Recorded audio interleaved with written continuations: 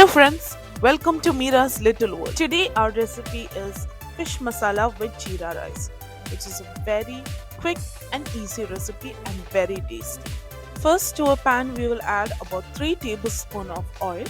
Then we will add 1 teaspoon of cumin seeds.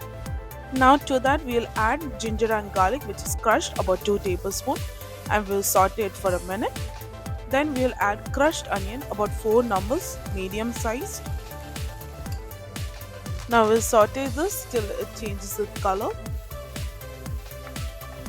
Now to this we'll add turmeric, about half a teaspoon, then chili powder 3 teaspoon, coriander powder 1.5 teaspoon, and kasuri methi about half teaspoon. Now let's mix all the spices really well. Now we'll add tomato puree, about 3 medium sized tomatoes, and we're going to mix it really well. And we're going to cook it till the oil gets separated. Now we will cover it with the lid for about 5 minutes. Now we will add boiling water. If you require thick gravy, you can add the water less. If you require a little running consistency, you can add it more.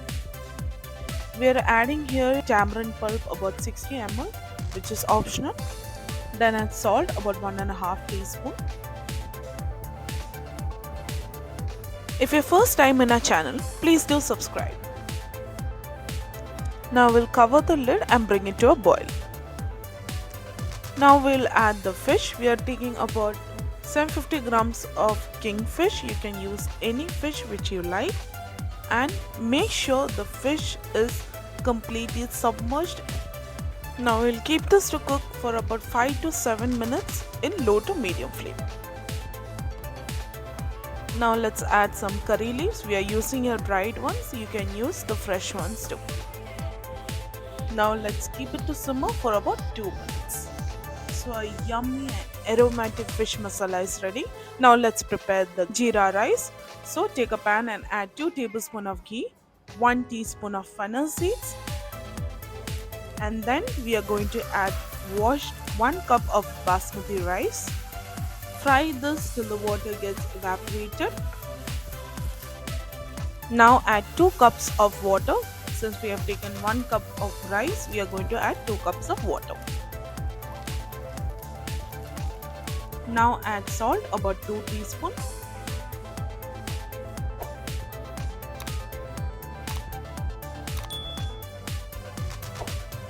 Now we'll cover it and bring it to a boil.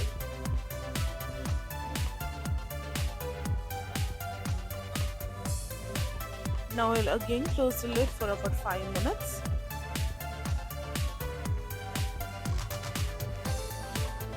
You can see now the texture of the rice. Once it comes to this state, we'll switch off the flame. We'll cover it for some time now. So our jeera rice is also now ready. You can see each grain is separated. It doesn't stick together. As you can see, this is a very easy and it's actually very tasty recipe. Do try this recipe at your home and let us know in the comments. Thank you for watching. If you like our video, please give a thumbs up, subscribe our channel and press the bell icon to get notifications on time.